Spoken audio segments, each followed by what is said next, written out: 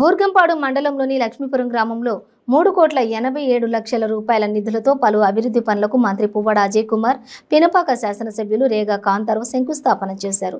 లక్ష్మీపురం టేకుల చెరువు మీదుగా 5 కిలోమీటర్ల రహదారి నిర్మాణానికి శ్రీకారం చుట్టారు.